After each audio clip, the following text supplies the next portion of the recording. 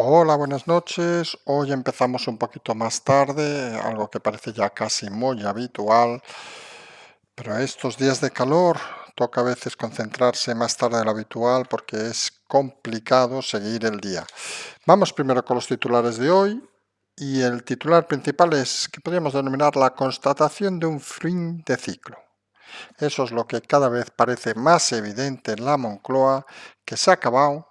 La cuestión, y eso lo hemos dicho en muchas ocasiones, es cuándo, pero lo que es el recorrido parece que se acaba. Hay que decirlo con claridad. Segundo tema, vamos a ir a Cataluña y vamos a decir una frase que a lo mejor va a sorprender a muchos.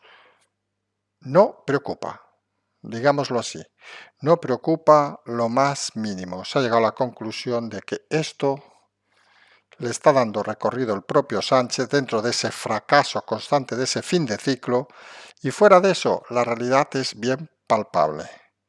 El tercero nos vamos a ir a Valencia, tema del que hemos hablado muy poco, y es que el Tribunal Superior de Justicia Valenciana considera que se justifica una investigación penal contra Mónica Oltra, la líder, digámoslo así, de lo que podemos decir la ultraizquierda valenciana, por haber encubierto que su marido fue acosador sexual de menores, recordemos, condenado a 5 años.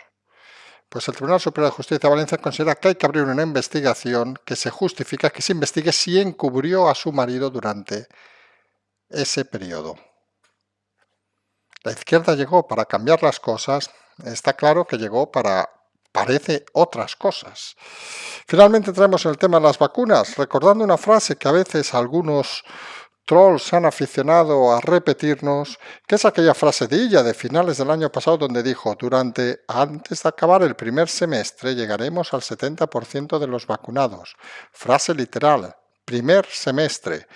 Como recordaba algún tuitero el otro día, algún troll, primer semestre, excepto que nos hayan cambiado la educación, es 30 de junio. Llevamos ahora 13 pautas, 13 millones de pautas completas, un 27% de la población, 21 millones de pautas parciales para alcanzar ese ritmo de conseguir ese 70% antes de acabar el primer trimestre, es decir, de aquí, hoy es 16, 14 días, se habría que hacer más de 1,5 millones diarias. Se está moviendo los días de récord en 600.000. A este ritmo nos podemos ir a 40, 50 días contando que hay fines de semana, contando que hay verano, que hay movilización o desmovilización y más dificultad. Otro incumplimiento de ella, en fin, parece que ella desapareció de la vida, pero realmente ha dejado detrás un esperpento tan grande que algunos creemos que hay que ir recordándolo, aunque sea en el último titular del día. Y veamos si le parece al primer titular, que es eso que denominamos la constatación de un fin de ciclo. El fracaso, la vergüenza, la humillación de la cumbre de la OTAN, ese viaje, esa persecución de Sánchez de Biden para hacerse una foto, pues parece que es la culminación para muchos, desde dentro de la Moncloa, de que este ciclo ha acabado. No se ha conseguido el objetivo de esa reunión que fue, como hemos comentado esta mañana, anulada. Una mini reunión que sí que había planteada fue anulada pocas horas antes. Algún día se sabrá por qué. Pero en todo caso, parece cada vez más claro que el apoyo internacional, las ganas de ver a Sánchez se están diluyendo porque muchos líderes, que la gente a veces se piensa que los líderes viven en Marte, no, pues tienen asesores y los asesores pues se dedican a informar de las actividades que hacen aquellos con los que uno tiene que reunirse. Y cuando la constatación es que en España hay momentos en que la propia Unión Europea avisa de las dificultades democráticas por el intento asalto a la justicia y otros, pues realmente hace que las pocas ganas de los líderes internacionales de ver a Sánchez se constaten. Y el fracaso, la constatación del fin de ciclo de Sánchez, se confirma con los movimientos que hemos visto desde hace semanas también en altos cargos que empiezan a abandonar el cargo, principalmente en economía. El ministerio, no lo olvidemos, que más ha fracasado en esta pandemia, porque fíjense las diferencias brutales de caída de España en comparación a otros países. Recuerden, por ejemplo, que no hubo ni plan para salvar el turismo ante la Unión Europea cuando países como Dinamarca, que entre nosotros, aparte de la Sirenita, y que es muy bonito, Copenhague, no lo vamos a negar, pues tampoco parece que tenga un interés turístico muy grande, y ellos presentaron un plan que fue apoyado por la Unión Europea. En España, abandonar a todo el mundo, preocuparse solo de vivir bien, preocuparse de esos chanchullos para intentar mantenerse en el poder, de los que hablaremos ahora de Cataluña, y vivir, también hay que decirlo así de claro, gracias a la inoperancia de la oposición, que todavía no sabe muy bien dónde debe ir y a dónde hay que disparar. Y estamos hablando obviamente de Pablo Casado, que ayer dice una cosa, Ayuso dice otra, ahora Ayuso contradice a Casado y aquí no pasa nada. La debilidad del líder del Partido Popular, sin lugar a dudas, ha sido uno de los acicates para que este gobierno haya mantenido la navegación tranquila durante tanto tiempo. Es inadmisible, hay que decirlo con claridad, que con una gestión tan nefasta, con el récord de muertos, nunca lo debemos olvidar, durante la pandemia en el mundo en porcentaje, con el récord en Europa de caída económica, la oposición sigue aspirando a sacar un diputado más que el gobierno. Eso es la única aspiración del clan de la aceituna, de Pablo Casado, y esa es la realidad que no hay que olvidar. Pero dentro de eso, el gran problema y la gran pregunta es, ¿cuándo se acabará este ciclo? Porque algunos no lo van a entender o es difícil a veces de explicar.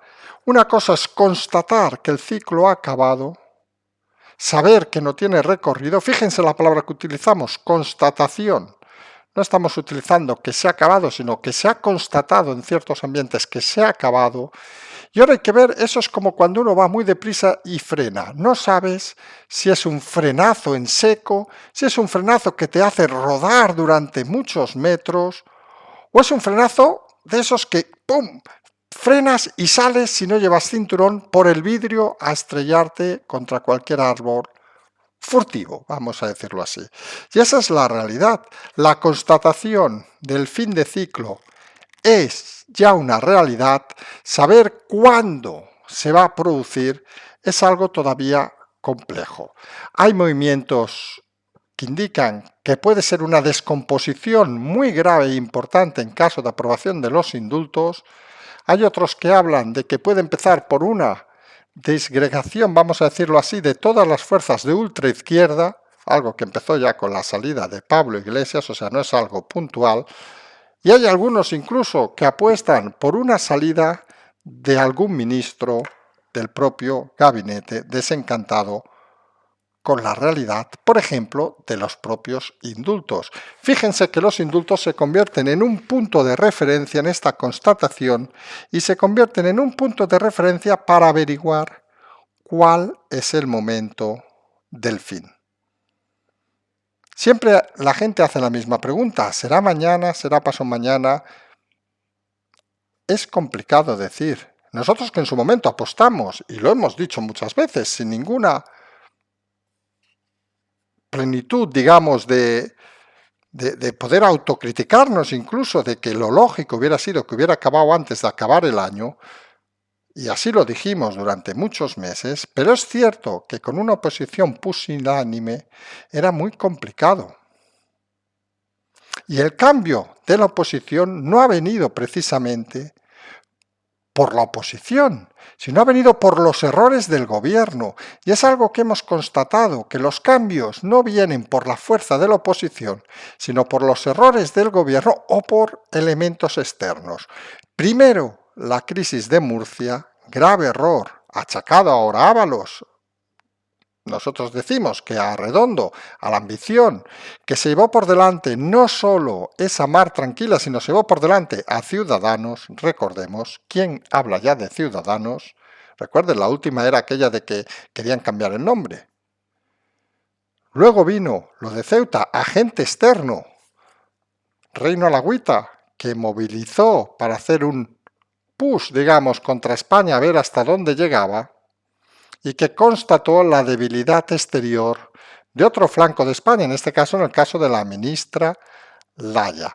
Y ahora, entre medio obviamente las elecciones de Madrid, que han sido el acicate para ese movimiento, para ese repunte de la oposición, que si alguien cree que si se hubiera seguido la línea apostada por Casado de no adelantar las elecciones, como así obligó en junio, recordemos, del año pasado, cuando hubo rumores de posible intento de moción de censura a Ayuso y se movió el tema de avanzar las elecciones, y de aquellas Pablo Casado lo impidió. En esta ocasión fue la propia Ayuso la que no pidió permiso a Casado, sino que le manifestó que ya las había convocado. Informó a Casado porque se sabía que si le hubiera pedido permiso, como en aquella ocasión, el no hubiera sido la respuesta. Y a veces que nos gusta a nosotros que piensen los oyentes tranquilamente, aquellos que estén en el sofá, que estén tumbados en la cama escuchándonos, que reflexionen durante unos segundos. Hombre, quizá que sean un poco más que los 21 de Sánchez con Biden, pero que intenten reflexionar durante algunos segundos, porque si no es muy corto, vamos a ser sinceros, ¿qué hubiera pasado o dónde estaríamos ahora si Ayuso hubiera pedido permiso a Casado y éste le hubiera dicho que no se convocaran elecciones en Madrid? Seguramente estaríamos, primero, en un gobierno plácido, en un gobierno con los medios totalmente prostituidos, en una Comunidad de Madrid seguramente con Aguado de presidente y Ayuso en el olvido, y con una sensación de impunidad muy elevada. Fíjense el detalle. Gracias al error de Murcia, eso no es así. Gracias a la decisión de Ayuso, eso no es así.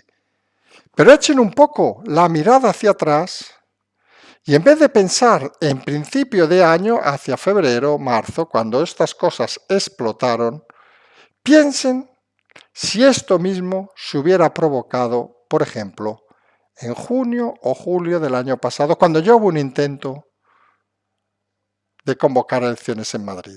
Seguramente ahora ya estaríamos hablando de otro gobierno, ya estaríamos hablando de un Sánchez totalmente enterrado.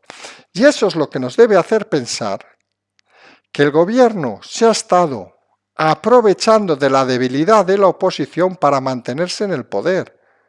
Porque el cambio no viene por un acierto de Pablo Casado, hay que decirlo así, ni por los ataques. Aunque a algunos les siga enfadando de Vox, que no tienen la fuerza para hacer el cambio, sino viene por el propio error del gobierno al intentar mover Murcia.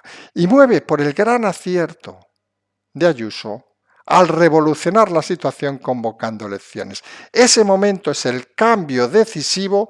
Luego viene, no diremos la palabra apoyo porque va a sonar fatal, mueve ese tema de Ceuta que ha coaccionado, digamos, a mucha gente contra las decisiones del gobierno y obviamente la explosión final parece que puede venir con los indultos.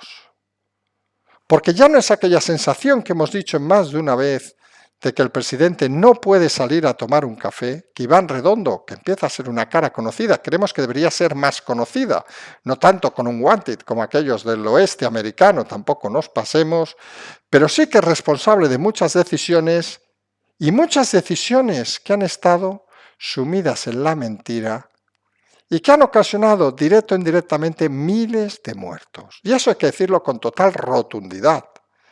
Y creemos que eso debe servir para pasar revista y debe servir para que nadie quede impune. Decimos, a partir de ahí movimientos, a partir de ahí sensación de debilidad cada vez mayor en el gobierno, la salida de Pablo Iglesias, no olvidemos, consecuencia de Murcia y consecuencia de las elecciones de Madrid, clave en toda esta situación. Sin Pablo Iglesias desaparece el partido de coalición de gobierno, que no lo olvidemos, que sigue en el gobierno, que es Podemos, desaparece la figura de Pablo Iglesias que hacía de frontón total al gobierno y queda Pedro Sánchez total desnudo.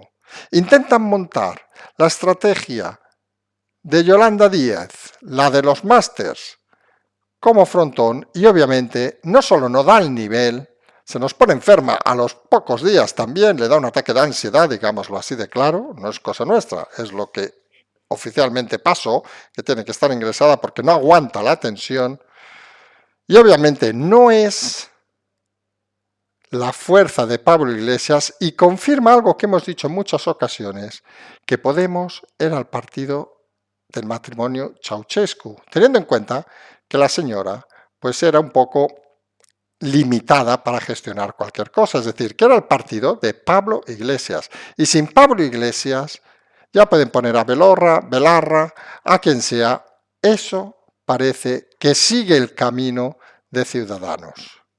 Y el escenario, con todos estos movimientos, se acaba convirtiendo en un reto entre la constatación del fin de ciclo de Sánchez, que necesita apoyarse en cualquier elemento, aunque esté en la perdición y en el barranco, y un PP que lucha por intentar posicionarse con un líder débil que sabe que cada vez que habla se caen 3 pajaritos de un árbol. Fíjense que si el recorrido no hubiera sucedido el error de Murcia, no hubiera habido las elecciones de Madrid, todo viene de Murcia, recordemos, no hubiera caído Pablo Iglesias, no hubiera quedado desnudo Pedro Sánchez y toda esa concatenación de situaciones y errores estratégicos son los que llevan a constatar que el fin de ciclo ya está aquí. Habrá que ver cuándo se mueve, pero recuerden, ¿quién sabía el día antes que se iba a ir Pablo Iglesias? ¿Quién sabía antes que se iban a convocar elecciones en Madrid? ¿Quién sabía antes, el día antes, que iba a pasar lo de Murcia? Situaciones explosivas que solo requieren una pequeña ignición para acelerarse. Tenemos aquí como referente el tema de los indultos, pero vamos a ver hasta dónde llega, porque la realidad, y entramos en el siguiente tema, es que actualmente, aunque a alguno le sorprenda, Cataluña empieza a ser un tema que ya no preocupa. Algunos dirán, hombre, ¿cómo no va a preocupar Cataluña? No, se han posicionado de una manera que lo único que parece que está haciéndoles caso es Sánchez por su necesidad de tener apoyo del gobierno independentista. Mañana, hoy en este caso, visita del rey, el presidente dice que no va a verle, Aragonés, el vicepresidente se niega, aquel que llamó mogoles a los españoles, colocan el tema a una consejera y mientras al día siguiente Aragonés se va a ver a Puigdemont a Waterloo. Algunos seguimos apostando por algo que hablamos el otro día con el equipo Zulú. Estaría bien, ver el vídeo, todos los catalanes y todos los españoles, de la detención de Puigdemont en una autopista alemana. Ahora, si me vieran, me estoy rascando por debajo de la boca, como diciendo, pues realmente sería muy interesante.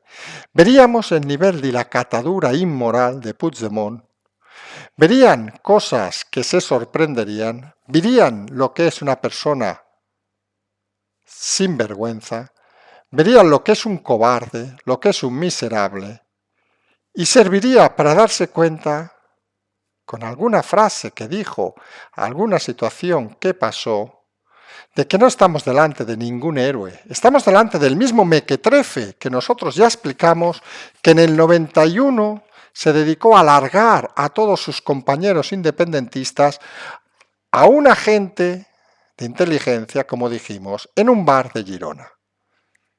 Desde ese momento tuvo que huir Puigdemont, como explicamos desde hace años, tuvo que huir y esconderse, desapareció de la redacción del diario porque era buscado por chivato. Lo peor, que es un ser tan miserable que largó y explicó sin saber a quién largaba y explicaba. Es de esos personajes que le pones un anzuelito, un pececillo en este caso, y pica como un auténtico analfabeto emocional. Porque al final lo que es Puigdemont es un analfabeto emocional al que han llevado a la cúspide y cuya enfermedad emocional le lleva a creerse el personaje. Tenemos, pues, un personaje ególatra como Sánchez y un personaje débil emocionalmente como Puigdemont. Imagínense con ese variopinto cómo va a preocupar Cataluña.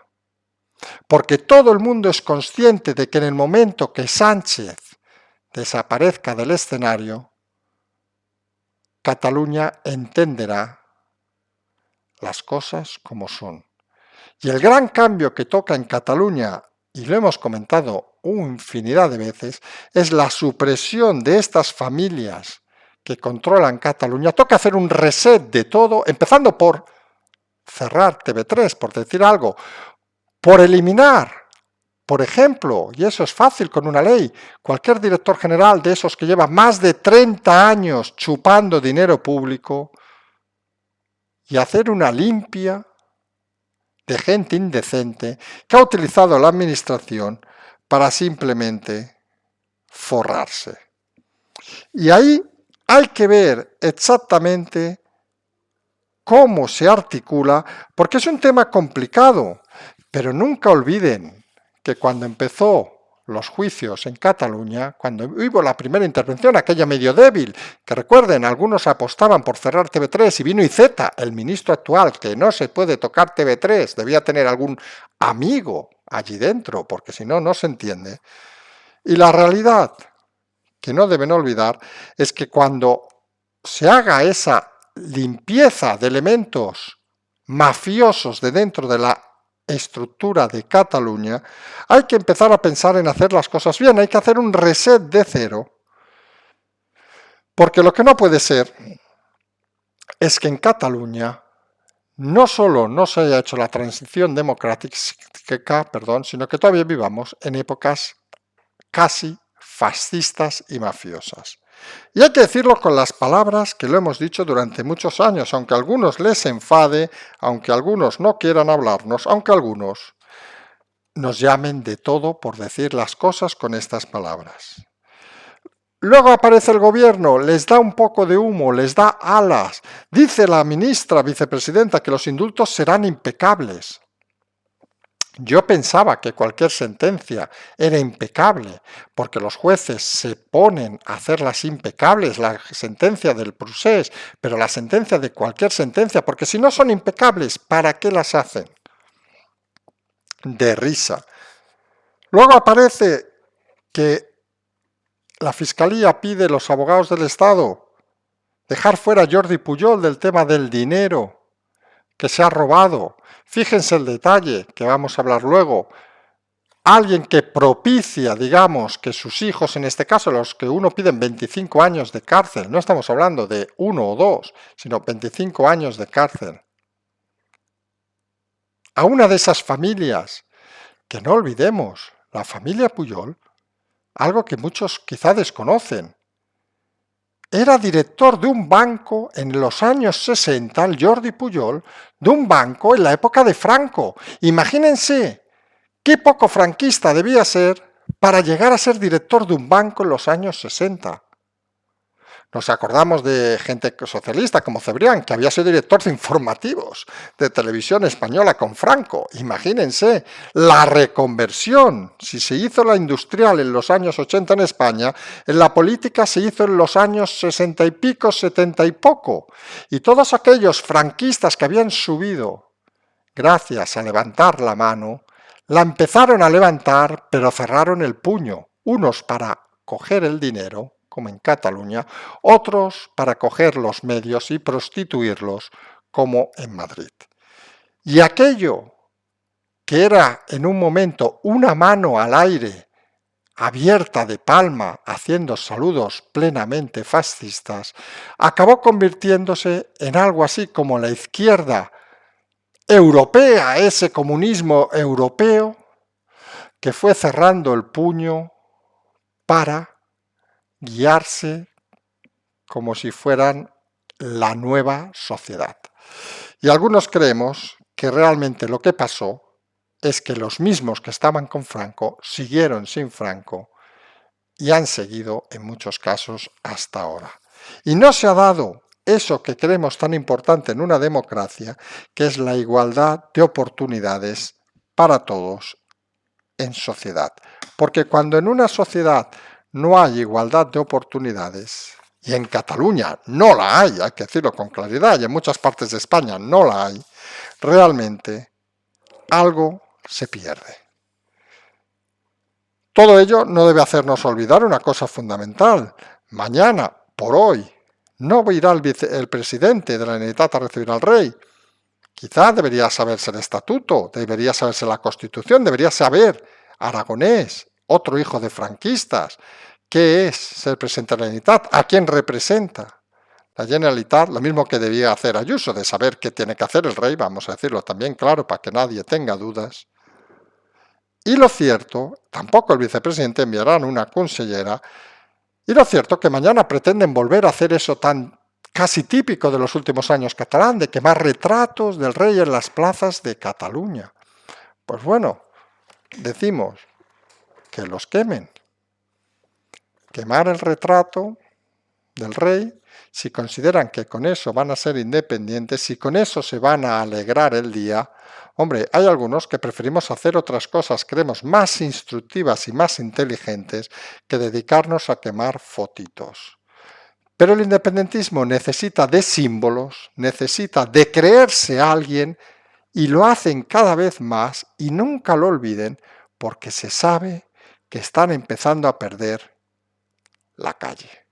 Y lo mismo que le pasa al gobierno socialista esta semana, al gobierno de la Moncloa, cuando un gobierno especialista, ya hablamos de Redondo, en vender ideas, en colocar noticia tras noticia, ha perdido el relato y ha constatado su fin de ciclo, es lo mismo que pasa en Cataluña.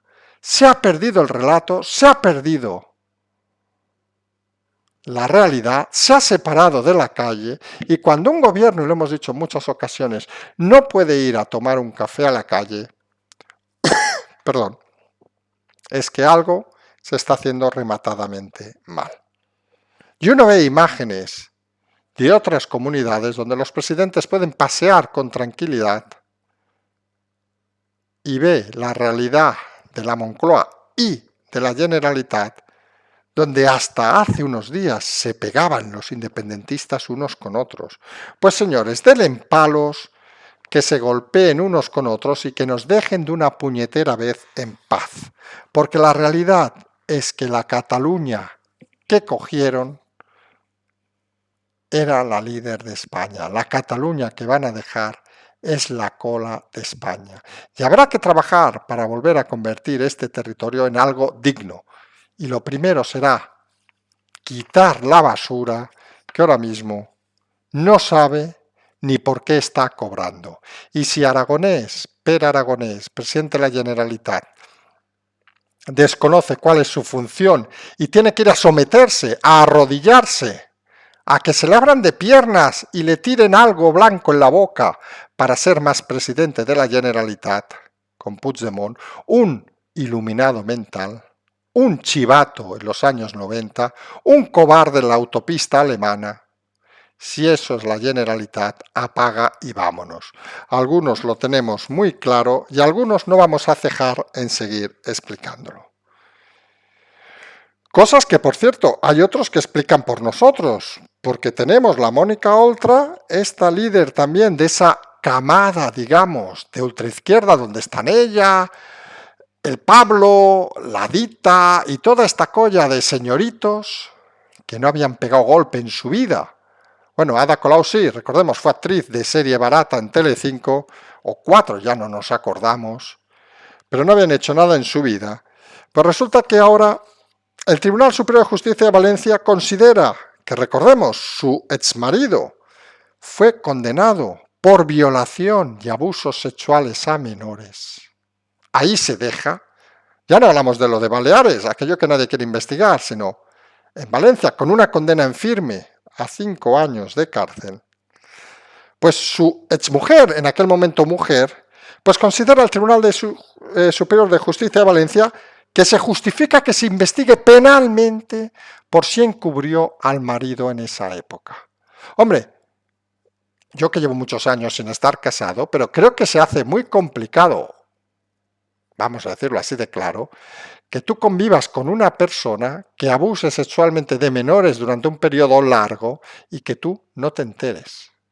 Cuanto menos resulta complicado. En todo caso, y ahí sí que creemos que debe ser la justicia la que investigue y la que tire del hilo, porque ya sería increíble que estuviéramos gobernados por gente de baja estima emocional, como en su momento fue Puigdemont, por decir a alguien, Aragonés con pasado fascista, Sánchez el ególatra, y a lo mejor gente que una investigación penal considera que encubrió a abusadores de menores, como parece que dice el Tribunal Superior de Justicia de Valencia. Todo eso hay que aclararlo, porque hay delitos, ciertamente, vamos a decirlo con claridad, asquerosos. Y ese, para algunos, es uno. Sorprende qué elementos han sido votados en este país, qué bajo nivel educativo ha tenido este país para creerse a personajes que en un cuento de Valle Inclán podrían aparecer. Porque estamos hablando de esperpentos humanos que se están forrando a costa de todos, mientras las administraciones se dedican a esquilmar, robar, atracar a los ciudadanos, principalmente a los autónomos, empresarios, como hemos dicho hoy, trabajadores y funcionarios, que buenos los hay también. Y esa es la realidad. Porque aquí aguantamos en este país las mentiras y las mentiras. No pasa nada.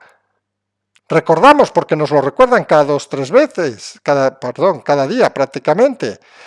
Debió ser a finales de año cuando dijo una frase el ministro en aquel momento, Salvadorilla: en el primer semestre de este año, del 2021, del próximo año, dijo, llegaremos al 70% de españoles vacunados. Primer semestre. Hasta donde uno sabe, primer semestre acaba el 30 de junio. Al menos de cara a Hacienda funciona así. Seguramente mucho inconsciente, mucho analfabeto, debe desconocer la palabra semestre, que quiere decir 6 meses. Lo diremos con un poco de ironía o rintintín. Pues estamos a 14 días, hoy ya estamos, lo hemos dicho, a día 16, estamos a 14 días de llegar a esa fecha.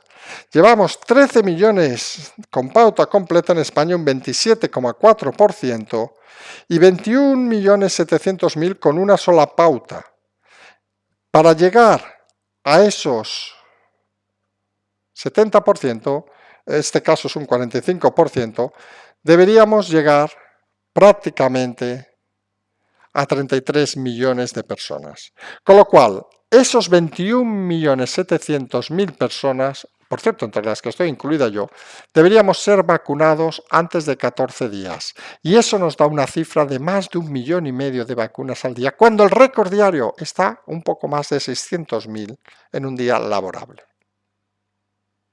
¿Qué pasará si se confirma que nuevamente mintió Salvadorilla cuando dijo eso en diciembre del 2020? Pues lo que está pasando con ella desde el principio. Nada, nada, nada. Y ahí hay que criticar a la oposición que no hace su trabajo. Porque eso no es judicializar la legislatura, eso es hacer respetar un gobierno. Porque hoy es muy curioso, lo hemos comentado a la mañana, ha sido detenido un vicepresidente de una diputación de Almería por un tema de mascarillas y todos los contratos con empresas fantasma de la época de ella, que hablamos de cientos de millones de euros, no han vuelto a ningún lado. Es la omertá, aquello que tanto se hablaba en Cataluña.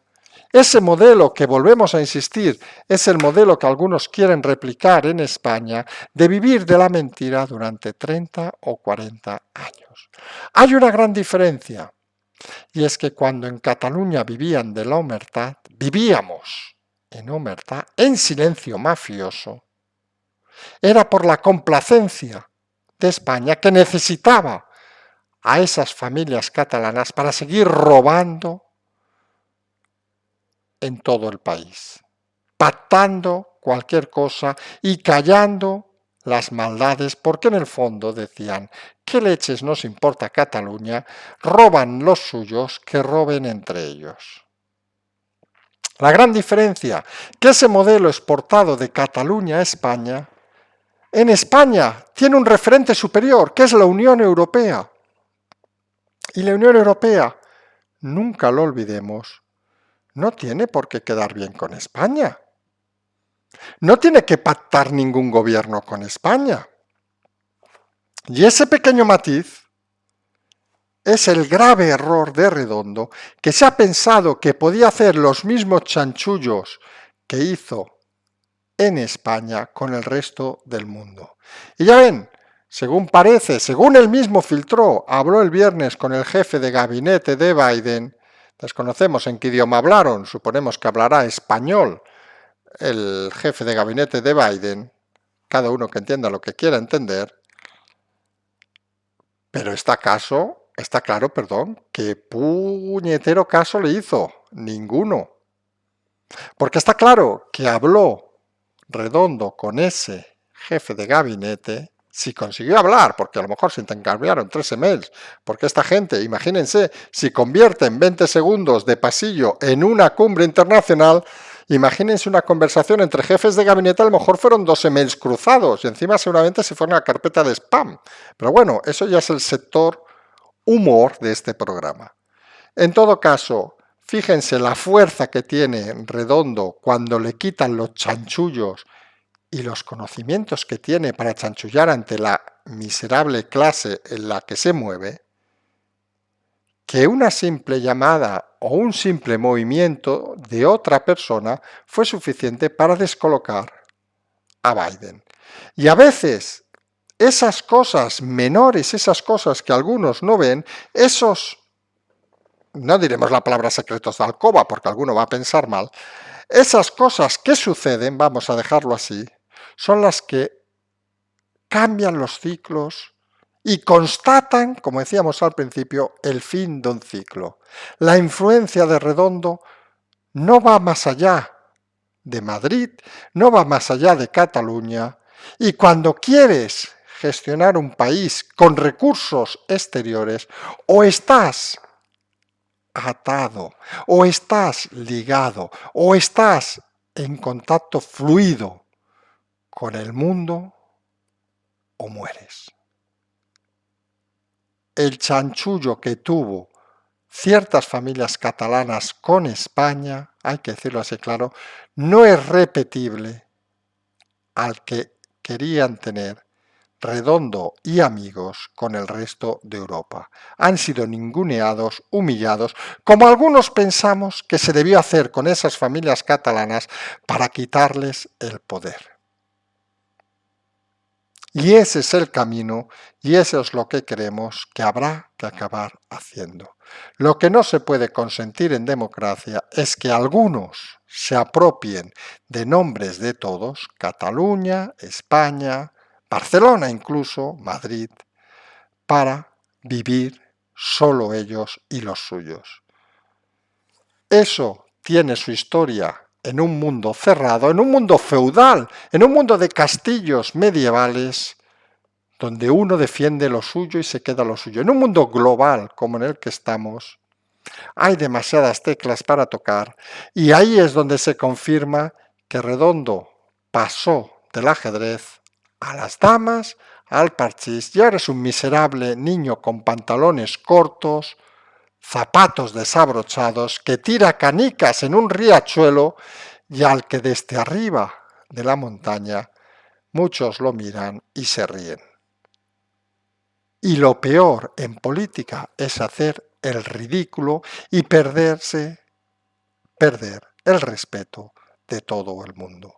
Y Sánchez ha logrado que no solo se pierda el respeto a él, que se pierda el respeto a todo el gobierno, y eso les llevará a decisiones desnortadas para simplemente intentar rehacerse dentro de su ineptitud para intentar buscar una salida que crean digna.